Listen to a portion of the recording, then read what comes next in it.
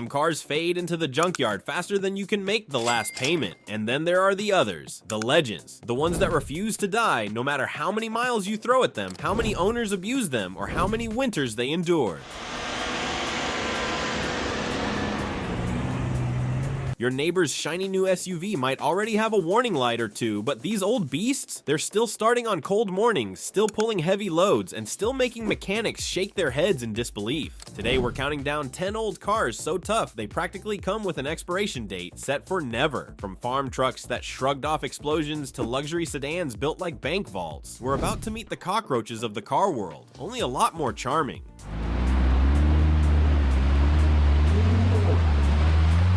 Number 10, Chevrolet Suburban, 1973 to 1991. Before SUVs became leather-lined fashion statements for soccer practice, the Chevy Suburban was a workhorse with the heart of a pickup and the appetite of a freight train. This generation was built like GM expected it to survive the next ice age. The frame alone could probably double as the foundation for a small house. The body panels? So thick that fender benders weren't damage, they were decorations. And if you think modern SUVs are roomy, these were rolling warehouses. You could load plywood, ATVs, and an entire week's worth of camping gear without breaking a sweat. Power came from the small block 350 or the big block 454 V8 engines tuned for reliability, not bragging rights. They didn't rev high, they didn't scream, they just made lazy, unstoppable torque.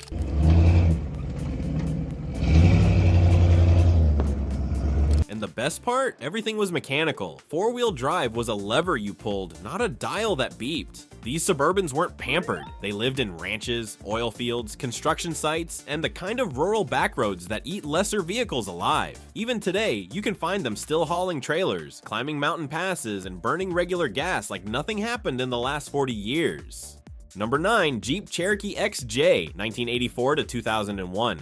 The Cherokee XJ was the SUV equivalent of a cockroach with off-road tires. Jeep didn't just make it tough, they made it simple enough to keep running with basic tools and a little stubbornness. Its unibody construction was a gamble at the time, lighter, more rigid, and tougher than the body-on-frame setup's competitors swore by. And the 4.0-liter inline-six under the hood. It wasn't just a good engine, it was a piece of mechanical folklore. There are owners who ran them with next to no maintenance, just oil changes when they remembered, and still got 300,000 miles out of them. No overcomplicated electronics, no fragile all-wheel drive gimmicks, just a transfer case, solid axles, and a chassis that laughed at potholes. The cooling system was so overbuilt you could probably repurpose it for a small nuclear reactor. And then there's the cult. The XJ Mafia isn't a joke. It's a real community of diehards who treat their Cherokees like treasured family members. If you roll up to a meet with one in decent condition, strangers will tell you their own war stories about driving through snowstorms, deserts, and flooded roads without so much as a hiccup.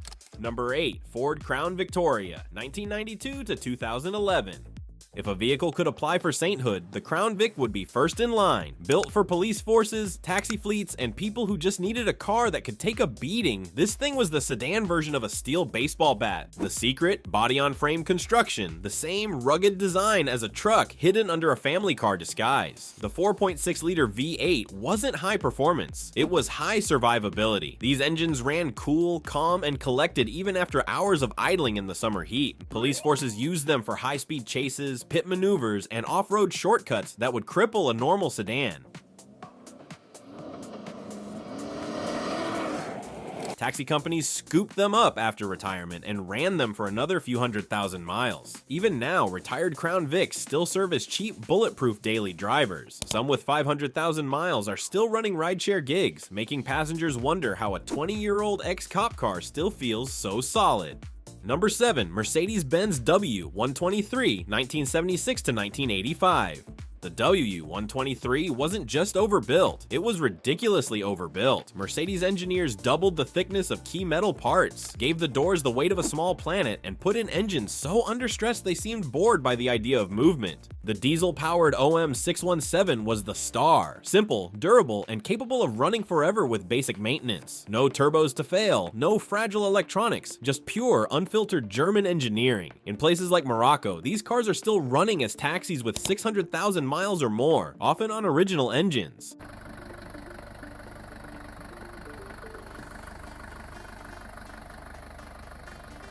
Everything about the W123 was done with longevity in mind. Even the vacuum-operated central locking system had backup systems in case something failed. And owners swear these cars get more reliable with age, as if they spend the first 200,000 miles just warming up. Number 6. Cummins-powered Dodge Ram, 1989 to 1993. When Dodge dropped a commercial truck engine into a pickup, they didn't just up the game, they rewrote it. The 5.9-liter Cummins turbo diesel was built for million-mile duty in industrial rigs, and in a pickup truck, it was basically on vacation. The fuel system was purely mechanical, no computers, no fragile sensors, just an injection pump that could run on diesel, biofuel, or whatever flammable liquid you could get your hands on. The block was overbuilt to the point of absurdity, and the turbo was tuned for longevity, not max power. Even today, rusted out Rams with blown transmissions still sell for thousands, just for the engine. People swap them into other trucks, tractors, even boats. And the funny thing, the Cummins usually outlives whatever they put it into next. Number 5. Honda Accord, 3rd generation, 1986 to 1989. This is the 3rd generation Honda Accord. Honda in the 80s treated quality control like a sacred mission. The 3rd gen Accord was the result of engineers obsessing over every screw, hinge, and piece of trim.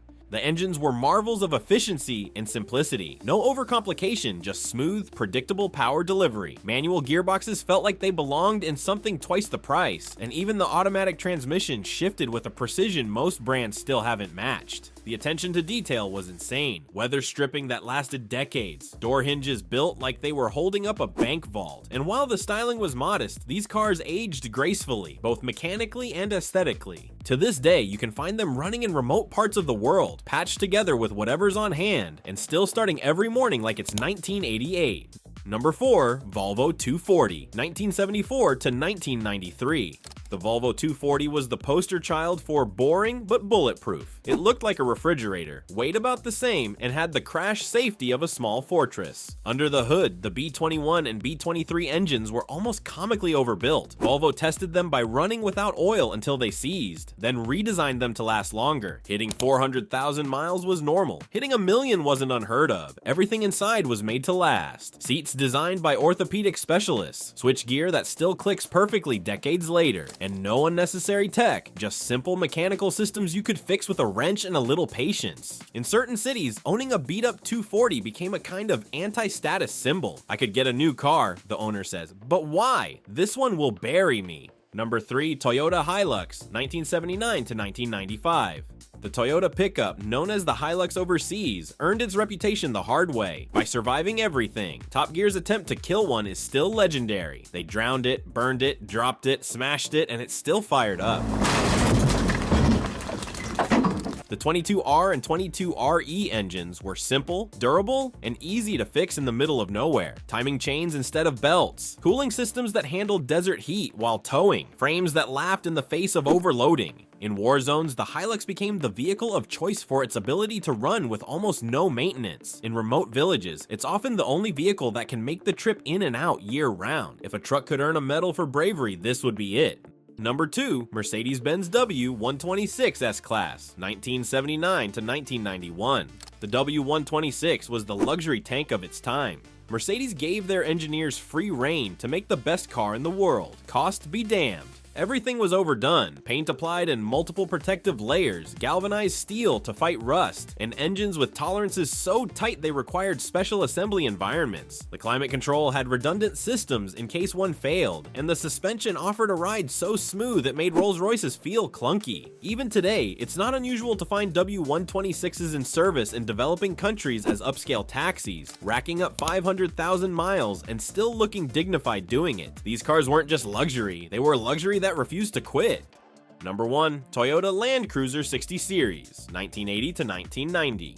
This is the king. The Land Cruiser 60 wasn't built just to last a lifetime. It was built to last any lifetime. UN aid fleets used them in the most dangerous remote corners of the planet. The straight 6 2F and 3FE engines were agricultural grade reliable. Manual everything, windows, locks, transmission meant there was almost nothing to fail. The electrical system was so simple, a 12-year-old with a screwdriver could rewire it. In Africa, in the Middle East, in the Australian outback, these trucks are still daily drivers decades after leaving the factory. They've been shot at, rolled down mountains, submerged in rivers, and they just keep going. If the world ended tomorrow, there's a good chance the first vehicle to roll through the ruins would be a dusty old 60 Series Land Cruiser, still idling like it's ready for another adventure.